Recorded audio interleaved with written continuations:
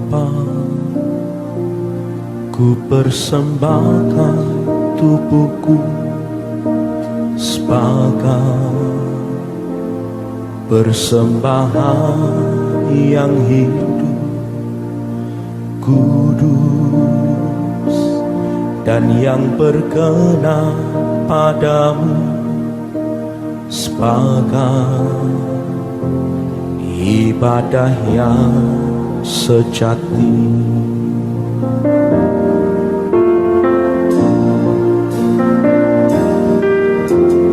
Bapa, ku persembahkan tubuhku sebagai persembahan yang hidup, kudus, dan yang berkenan padamu, sebagai ibadah yang sejati.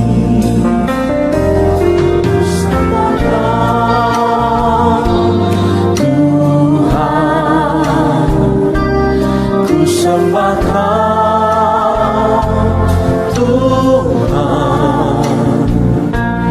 ku serahkan hidupku kepadamu untuk kemuliaan nama-Mu. Ku sembahkan Tuhan, ku sembahkan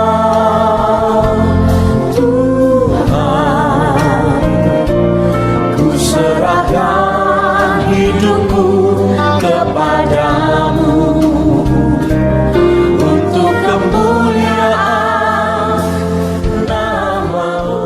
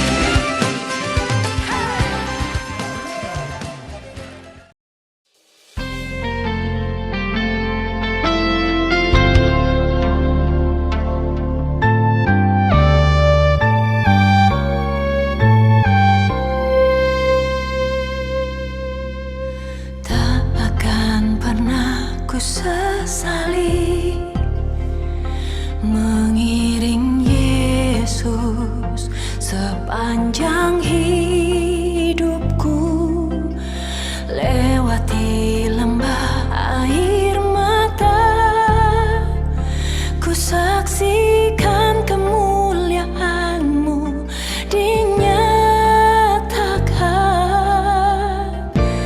Berapapun harga yang harus ku bayar, ku kan tetap setia melayani, mengasihi-Mu, mengiring-Mu seumur hidupku. Janji-Mu kan tetap ku pegang teguh sampai ku dapat mahkota kehidupan.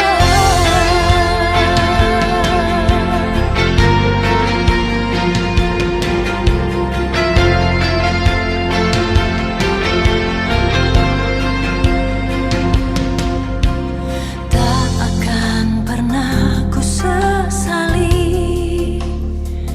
mengiring Yesus sepanjang hidupku, lewati lembah air mata, ku saksikan kemuliaan-Mu dinyatakan.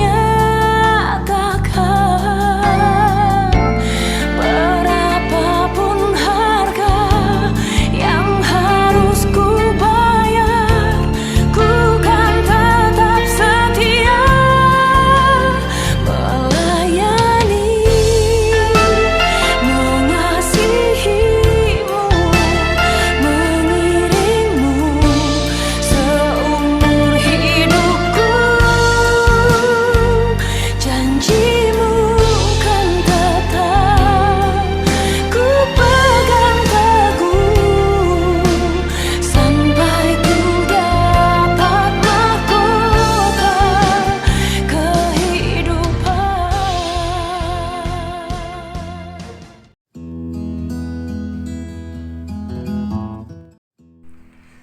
Shalom adik-adikku, apa kabar?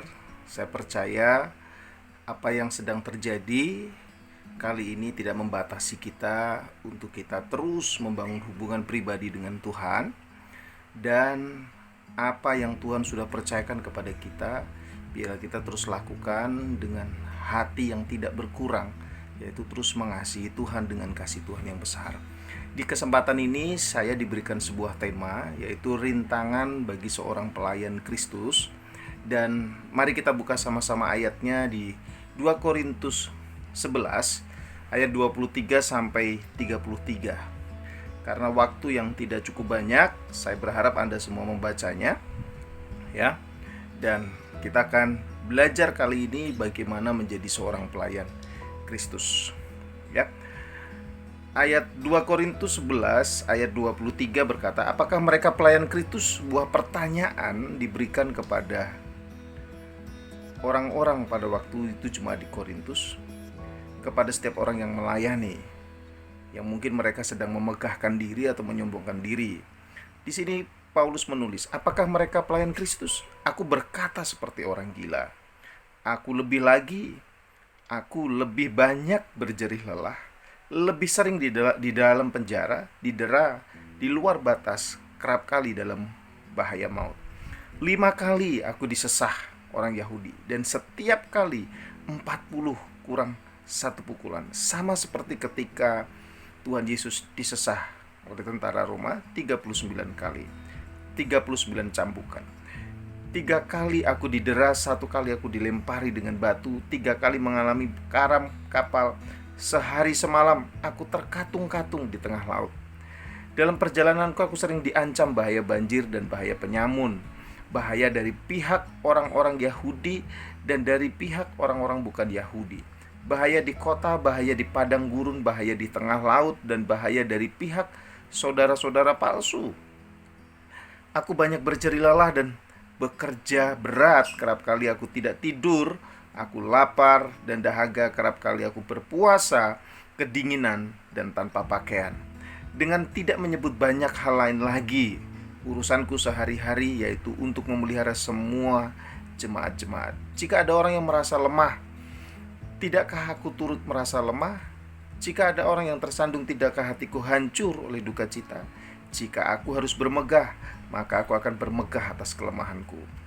Allah, yaitu Bapa dari Kristus Yesus itu, Tuhan kita yang terpuji sampai selama-lamanya, tahu bahwa aku tidak berdusta. Di Damsik, wali negeri Raja Aretas menyuruh mengawal kota orang-orang Damsik untuk menangkap aku. Tetapi dalam sebuah keranjang aku diturunkan dari sebuah tingkap keluar tembok kota, dan dengan demikian aku terluput dari tangannya. Saudaraku, adik-adikku yang dikasihi Tuhan, saya percaya ini bukan hanya berbicara tentang sebuah rintangan bagaimana menjadi pelayan Kristus yang setia, tetapi di mana setiap hal ini terjadi, apa yang Paulus ceritakan dalam keadaan dirinya, dia tidak bermegah sekalipun, dia hanya bermegah dalam kelemahannya. Tetapi apa yang menjadi hal ini dikatakan bahwa Paulus pun diproses lewat berbagai proses pembentukan dalam pelayanan, dan itu sangat baik. Nah, ada satu hal yang menarik. Ketika di Lukas 22 ayat 24, setelah perjamuan malam terakhir untuk menyambut Paskah, di ayat 24 di Lukas 22, lalu di situ dikatakan tiba-tiba timbullah pertengkaran di antara murid-murid Yesus, di antara 12 rasul, bagaimana mereka dipilih oleh Yesus. Yang menjadi pertengkaran mereka adalah siapa yang terbesar. Siapa yang terbesar?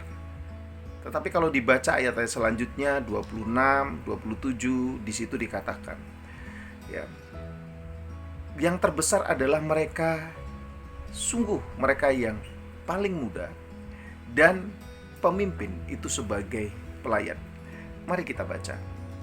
Ya, kita buka Lukas 22. Lukas 22 ya, ayatnya ya 27, 26, 27. Ya, lihat nih. Tetapi kamu tidaklah demikian, ya, melainkan yang terbesar di antara kamu hendaklah menjadi sebagai yang paling muda, dan pemimpin sebagai pelayan. Kenapa menjadi sebagai yang paling muda dan pemimpin harus menjadi pelayan? Orang-orang muda adalah orang-orang yang harus suka belajar. Orang-orang muda adalah orang-orang yang punya gairah yang lebih, punya hati yang menyala-nyala, punya fisik yang oke, punya tenaga yang rasanya nggak habis-habis, ya, punya semangat, ya. Dan ternyata apa yang dipikirkan para rasul untuk menjadi pelayan yang terbaik, yang terbesar, adalah bagaimana mereka harus menjadi sebagai yang paling muda dan menjadi pelayan.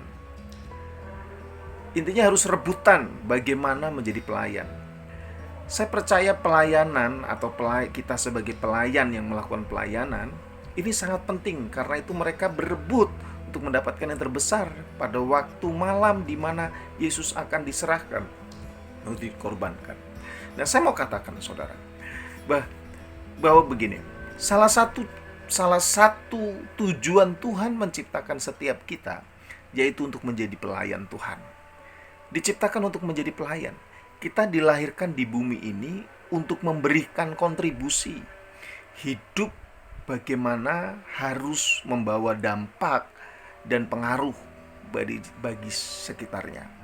Karena itu, terimalah tugas ini. Terimalah tugas sebagai pelayan Tuhan.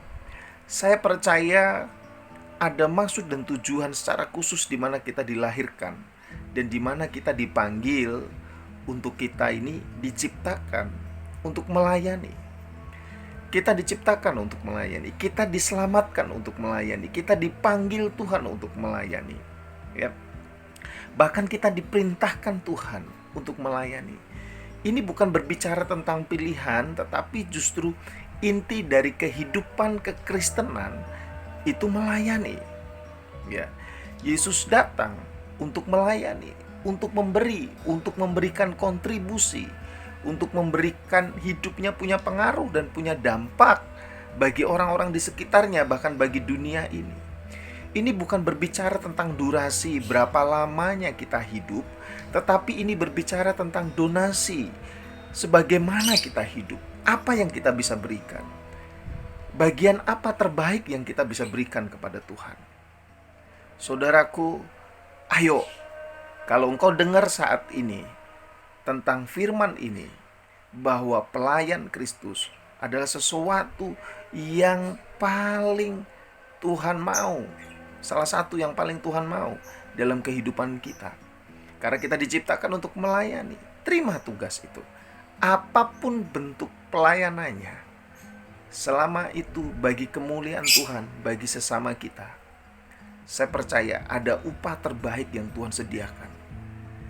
Dan Tuhan ngomong, kalau kamu mau jadi yang terbesar, kamu harus jadi sebagai yang paling muda dan menjadi pelayan. Saya tahu apa yang Paulus tulis tentang jemaat di Korintus. Siapakah pelayan Tuhan?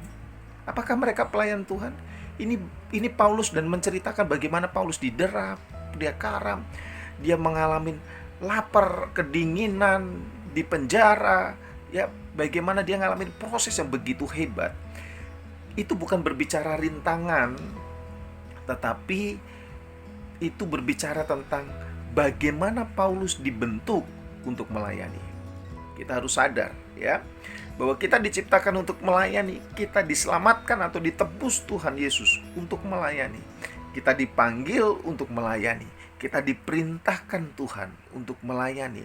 Ini sekali lagi bukan berbicara tentang durasi atau berapa lamanya kita hidup, tetapi ini berbicara tentang donasi atau sebuah kontribusi hidup kita, sebagaimana kita punya pengaruh atau bagaimana kita menjalani hidup kita. Dan selanjutnya kita dibentuk untuk melayani. Paulus diproses sedemikian rupa untuk dia punya hati melayani. Nah, pembentukan ini melalui beberapa hal. Kalau saya boleh bilang, ini melalui 5 hal, yaitu ini adalah satu kombinasi yang khusus dan berasal dari kemampuan-kemampuan yang Tuhan berikan. Nah, 5 hal dalam kombinasi yang khusus ini, dari kemampuan-kemampuan yang Tuhan berikan ini, saya menyebutnya sebuah kata, yaitu SIP. SIP, ya, SHAPE, SIP. Nah, SIP itu, S-nya itu berbicara tentang spiritual gift.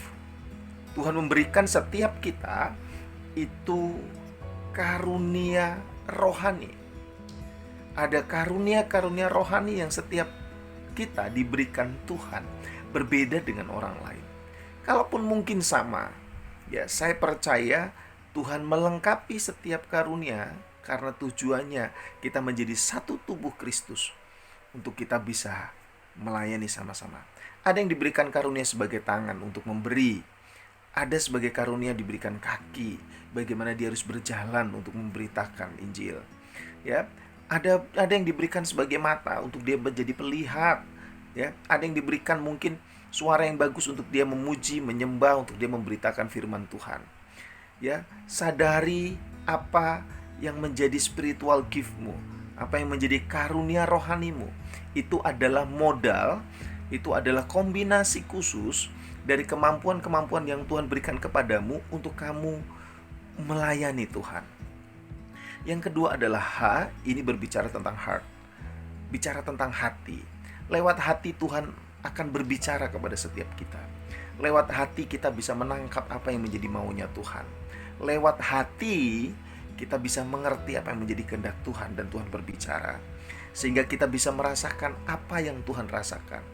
Tuhan punya misi khusus ke dunia ini, turun ke dunia ini untuk dia menyelamatkan semua umat manusia.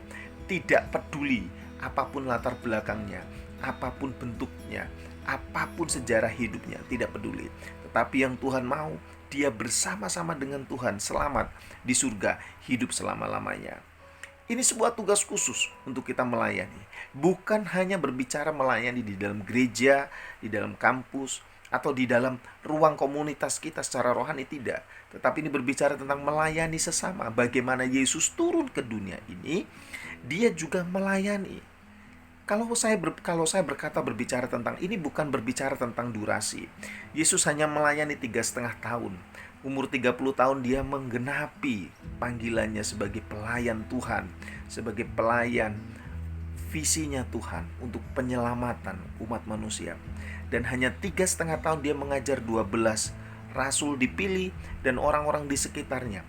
Dan dampaknya luar biasa hari ini. Kontribusi apa yang Tuhan Yesus berikan? Dia mati di kayu salib. Dia mengajarkan tentang kehidupan rohani yang sesungguhnya, ya, melebihi bahkan ahli-ahli Taurat, Farisi, dan ahli-ahli kitab. Saya percaya ini bukan kebetulan. Tetapi kalau hari ini engkau mendengar firman ini, Tuhan sedang memanggilmu, mengetukmu.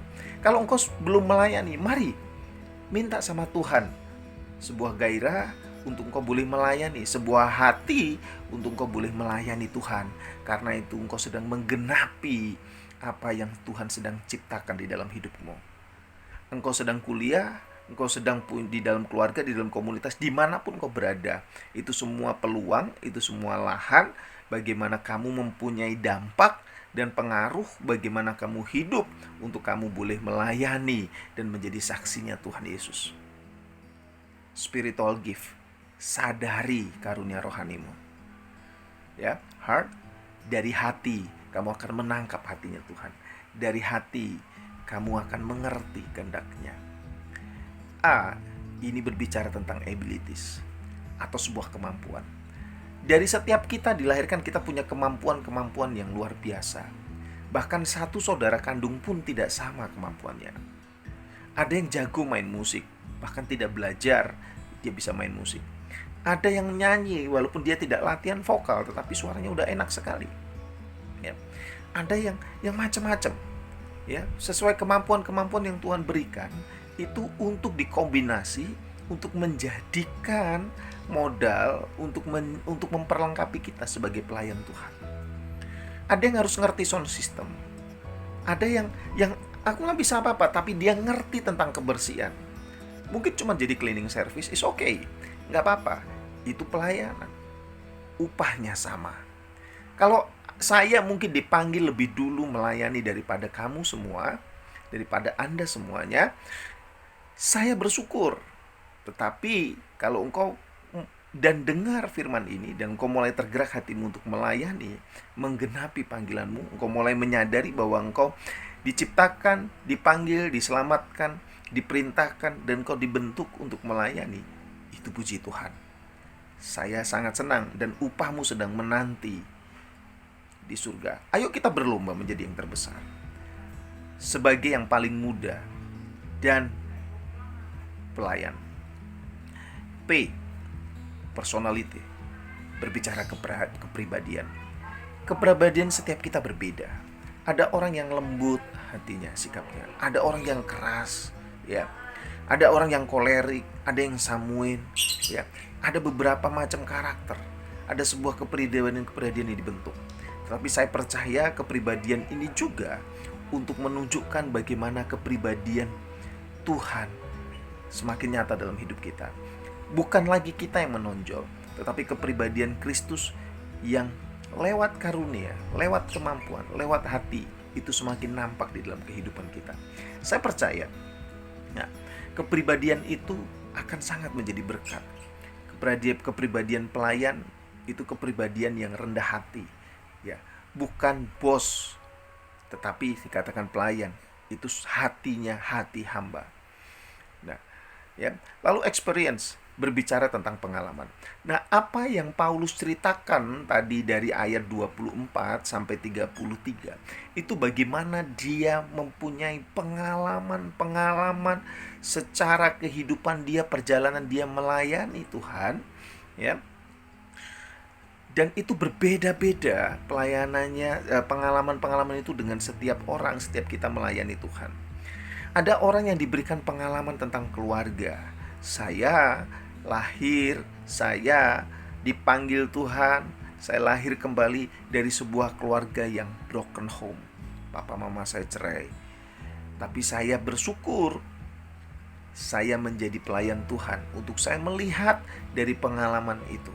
Sehingga sampai hari ini ketika ada rumah tangga yang berusaha coba dihancurkan iblis, saya berjuang keras bagaimana mengembalikan apa yang Tuhan rancang dan fungsi sebagai keluarga itu. Ada pengalaman-pengalaman dalam keluarga. Lalu ada pengalaman dalam pendidikan.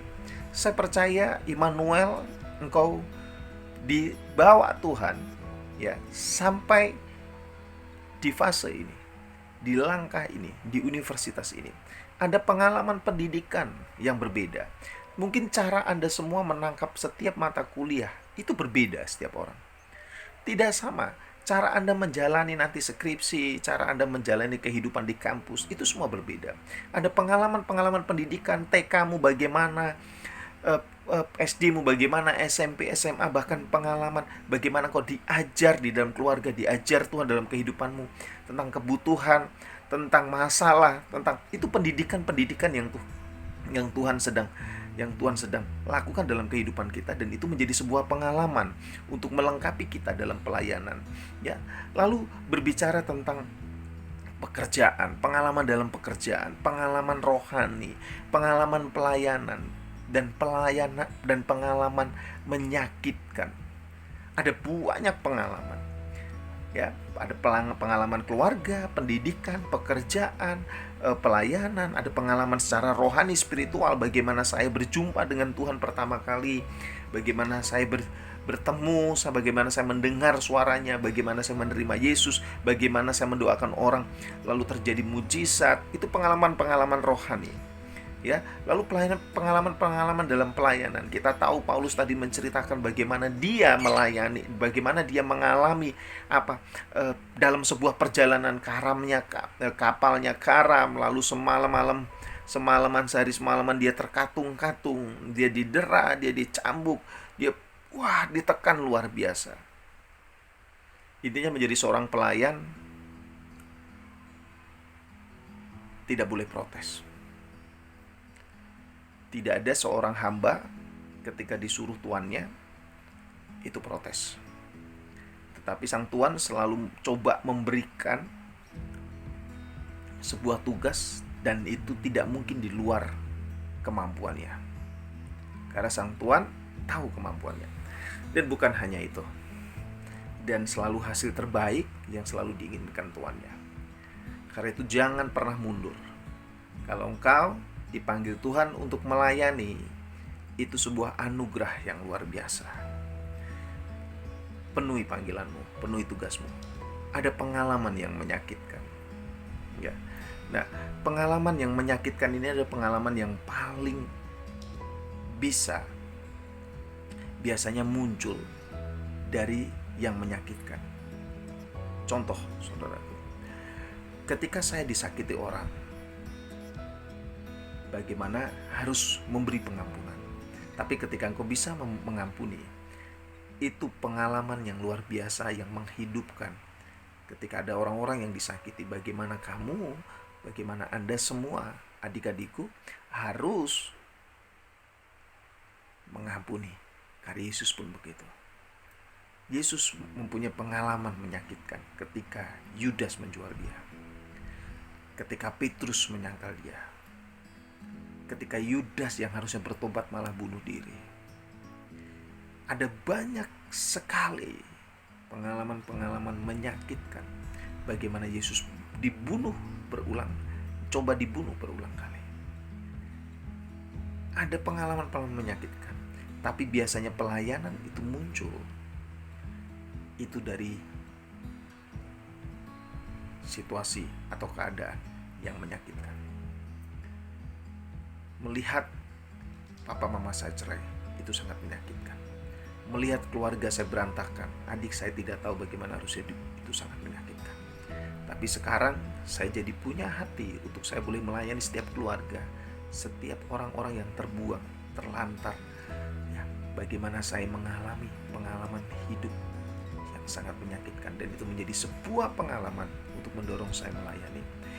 Ingat, engkau dibentuk dengan shape, spiritual gift, dengan heart, dengan hatimu, ya, dengan abilities, tentang kemampuanmu, lalu personality, kepribadianmu, dan tentang experience. Bicara tentang pengalaman. Pelayan itu berbicara tentang hamba yang sejati, yaitu melayani Tuhan ya, dengan setia. Pelayan itu menyediakan dirinya untuk melayani, dan pelayan itu ya, memperhatikan kebutuhannya sendiri. Kalau engkau minta dilayani, ya, engkau bukan lagi pelayan, tetapi engkau bos. Ya, engkau bos. Ya, bagaimana Tuhan ngomong? Kalau engkau mau jadi yang terbesar, ya, engkau adalah harus menjadi seorang pelayan. Ya. Lalu pelayan itu bukan hanya menyediakan diri untuk melayani. Pelayan itu memperhatikan kebutuhannya sendiri. Lalu dia harus melakukan yang terbaik ya, dari apa yang dia miliki. Melakukan setiap tugas dengan dedikasi yang sama, apapun tugasnya. Saat engkau singer, saat engkau main musik, saat engkau WL, saat engkau kolektan, saat engkau pengumuman, atau saat engkau menolong orang lain yang kekurangan, saat engkau mengajari baca anak-anak, saat engkau membantu orang tuamu belanja, atau apapun, bahkan sampai yang terkecil sekalipun, engkau harus melakukannya dengan dedikasi yang sama. Saya seorang WL, saya memuji di depan 1 orang ataupun di depan 1000 orang, itu tidak mengurangi gairah dan semangat saya. Dengan cinta Tuhan yang sama, saya akan melayani ya. Setiap pada pelayanan yang dipercayakan Tuhan, kalau engkau diberikan sebuah tugas, setia. Apapun rintangannya, apapun halangannya, apapun tanggung jawabnya, apapun yang harus dialami, lakukan dengan setia. Terus jaga kerendahan hati. Ingat, kita hamba, kita bukan bos ya. Kita pelayan-pelayan Tuhan yang setia, yang sejati, rendah hati. Kalau pelayananmu dibuat luar biasa dengan Tuhan, kalau apa yang Tuhan kerjakan di dalam hidup kamu itu berhasil, percayai bahwa itu bukan dari dirimu, tetapi Tuhan yang melakukannya bagi kebaikanmu. Ya, lebih memikirkan orang lain daripada dirinya sendiri. Pelayan itu seorang penjaga, bukan seorang pemilik. Jadi kalau engkau dipercayakan sebuah pelayanan, engkau bagaimana engkau menjaga pelayanan itu, dan engkau bisa mendedikasikannya untuk Tuhan. Pikirkan orang lain, bukan dirimu sendiri. Ya, memikirkan pekerjaan atau tanggung jawabnya, bukan apa yang dikerjakan orang lain. Dan dasar dari semua pelayanan itu adalah Kristus. Dan saya mau bilang, ada kuasa di dalam setiap kelemahan kita saat kita menjadi pelayan Tuhan. Rintangan sebagai pelayan Tuhan itu berbicara tentang talenta yang dipercayakan kepada Tuhan. Itu berbicara tentang sheep. Ada 1 talenta, ada 2 talenta, ada 5 talenta. Suatu hari akan tiba waktunya. Kita semua dipanggil pulang ke surga. Tetapi ada sebuah tanggung jawab yang akan dipertanyakan kepadamu. Apakah engkau mengembangkan sheep atau talenta yang Tuhan berikan? Spiritual gift, heart, abilities, personality, dan experience. Sebuah kombinasi dari kemampuan-kemampuan yang Tuhan berikan untuk memperlengkapi kalian menjadi pelayan Tuhan. Penuhi panggilanmu. Hadapi apapun rintangannya.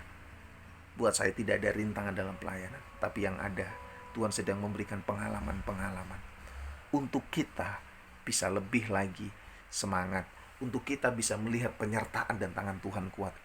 Ada kuasa di dalam kelemahan untuk kita melayani. Sekali lagi saya ngomong, kamu diciptakan untuk melayani.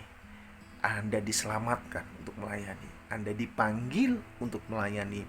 Anda dipilih, diperintahkan untuk melayani. Ini bukan berbicara tentang pilihan hidup, tetapi ini berbicara tentang arti kehidupan Kristiani. yang sesungguhnya. Ini berbicara inti kehidupan Kristiani yang sesungguhnya. Ini bukan berbicara tentang durasi berapa lamanya engkau hidup, tetapi ini berbicara tentang donasi atau kontribusi.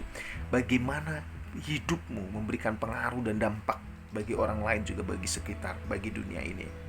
Engkau dilahirkan bukan hanya untuk memenuhi bumi, ya, tetapi engkau punya tugas khusus, yaitu pelayan keselamatan bagi setiap jiwa. Dibentuk untuk melayani. Jadilah pelayan-pelayan hamba Tuhan yang sejati, untuk kita bisa melakukan dan memberikan apa yang Tuhan rancangkan dalam setiap kehidupan orang. Dan janji keselamatan bagi setiap orang itu boleh terjadi. Saya mau berdoa. Kita sama-sama berdoa. Tuhan Yesus, kami mengucap syukur buat hari ini. Tapi kami percaya bahwa Engkau sendiri yang akan berbicara lebih lagi kepada setiap anak-anak-Mu yang mendengar firman hari ini. Bagaimana kami melihat bahwa menjadi seorang pelayan sejati, menjadi hamba-hamba sejati, tidaklah melihat sebuah hal yang tidak enak itu sebuah rintangan. Tetapi aku percaya bahwa itu adalah pengalaman-pengalaman yang Tuhan berikan kepada setiap kita, baik melalui keluarga, pendidikan, pekerjaan, pengalaman rohani, pengalaman pelayanan, bahkan pengalaman yang paling menyakitkan sekalipun.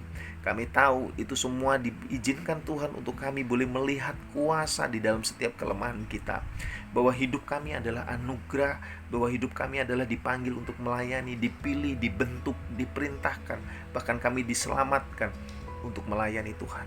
Kau berkati setiap kami, para pelayan, dimanapun kami berada, dalam segi apapun.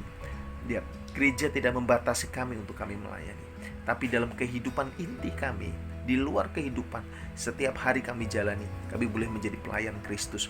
Saat kami berkata benar, saat kami mendengarkan yang benar, saat kami memakai seluruh kehidupan dan tubuh ini apa yang Tuhan berikan dalam hidup kami dengan benar, kami sedang melayani Tuhan dan sedang memuliakan Tuhan. Tuhan berkati setiap anak-anak-Mu yang siang hari ini, yang hari ini sedang mendengarkan firman Tuhan. Aku percaya ada jamahan Roh Kudus, ada tangan Tuhan yang turun yang akan menjamah setiap kami. Ada kuasa Tuhan yang mengalir, yang akan memampukan untuk setiap tanggung jawab yang Tuhan berikan kepada kami. Dan biarlah Tuhan, hari ini kami beroleh berkat, benih itu ditaburkan dan akan bertumbuh dan akan membawa dampak hidup kami secara luar biasa di dalam Tuhan. Saudaraku, akhirnya mari semua, saya mengajak kita semua mengangkat tangan kita, dan mari terimalah segala berkat dengan damai sejahtera daripada Allah kita, dan cinta kasih-Nya yang besar daripada Tuhan Yesus Kristus, Anak-Nya yang tunggal, dan penyertaan daripada Roh Kudus yang terus menyertai kita, memampukan kita sampai Dia datang, bahkan sampai selama-lamanya. Di dalam nama Tuhan Yesus yang terima berkat Tuhan, sama-sama katakan amin. Tuhan Yesus memberkati. Sampai ketemu di kesempatan ke depan, dan terus yuk sama-sama doakan apa yang sedang terjadi dan melanda dunia. Ini sebuah musim baru, ya, satu babak baru untuk ke depan.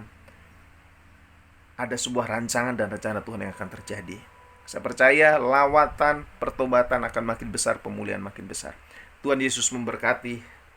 Ya, sampai ketemu di lain waktu, dan engkau pelayan-pelayan Kristus yang luar biasa. Haleluya. Tuhan Yesus memberkati. Amin.